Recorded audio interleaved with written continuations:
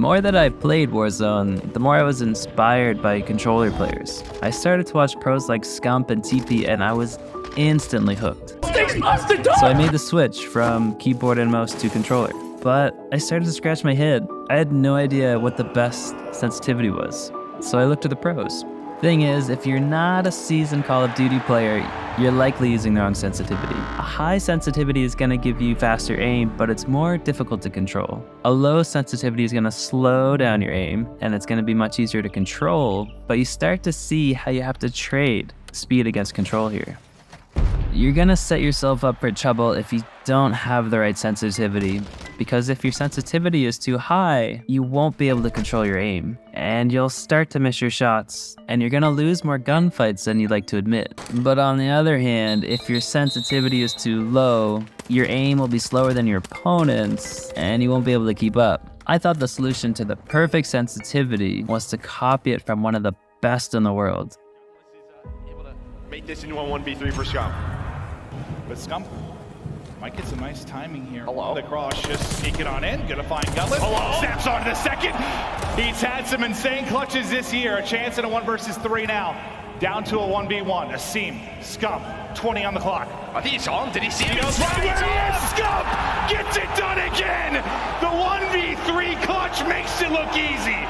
The ace on top of that as well from And the so Kings. I was able to find Scump settings online, and I copied them line by line. Settings 6.6. I'm playing with ATS on 120 FOV. In Warzone, the correct sensitivity is going to set you up for success. Think of your sensitivity as a foundation. It's important to have a strong foundation before you begin to improve the other aspects of your game. You'll prevent yourself from building bad habits. So if you start with the proper foundation and you get the correct sensitivity, it's gonna allow you to connect more shots, improve your KD ratio, give you the highest chance to win, and you'll instantly have better aim. Let's first look at aim before we can improve it. There's two aspects to your aim: accuracy and control. Accuracy, it's your ability to hit your shots. And there's only 3 types of shots you're making. Tracking, which is when you can keep your crosshair on a target for an extended period of time. Switching, when you switch from one target to another. And flicking, when you can flick your crosshair to a target. And the second aspect of aim is control, when you can move your crosshair smoothly from one spot to the next. And this is crucial to your centering. Centering is when you can keep your crosshair where you think your opponent is going to be. You'll notice players look up or down as they run through the map, and you want to avoid doing this. You don't want to waste your time adjusting your aim from here to where your target is. You can pull the trigger without adjusting your aim if you have good centering, and this is crucial because of how the time to kill is in Warzone. When I dropped into a match of Warzone with Scump sensitivity, something didn't feel right. I could barely keep my crosshair on a target.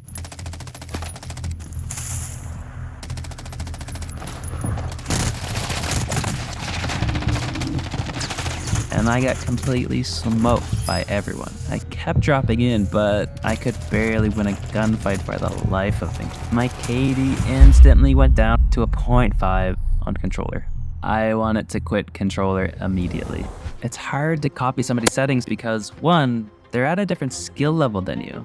Look at any pro Call of Duty player. They've played thousands of hours, and that's the reason they're so comfortable playing on a higher sensitivity. A sensitivity of 10 could feel easy for them, but it might feel impossible for you. 2, our hand sizes are all different. Imagine you and Shagger side by side, and you're both holding the same controller. Can't hold this thing. Think about whose hands are bigger. Do you think the controller is gonna feel different to each of you? Put that back in the box. Different sensitivities are going to feel better for different hand sizes. 3, they likely have a different controller than you. And if they have a custom controller, they can tweak the tension of their sticks. And this is actually going to change the pressure they have to put on their sticks to move them in the first place. A sensitivity of 7 for them could feel like a 5 for you.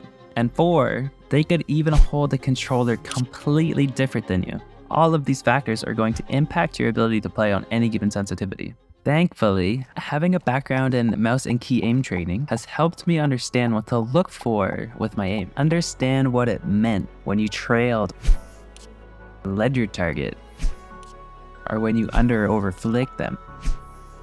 And I could see my aim was all over the place. after I watched back some of my gameplay, I realized my sensitivity was not right, despite what the pros and YouTubers recommended. I knew there was a sweet spot between control and accuracy, I just hadn't found it yet. So I designed a 2-step challenge to find the best sensitivity. You need to first focus on your control to find out what the max sensitivity that you're comfortable on, and then you can dial in your accuracy to find that optimal sensitivity. To start, begin with a sensitivity of 4. You'll be too slow to keep up at in-game speed if you go any lower. So set up a private multiplayer game in Modern Warfare 3 without bots.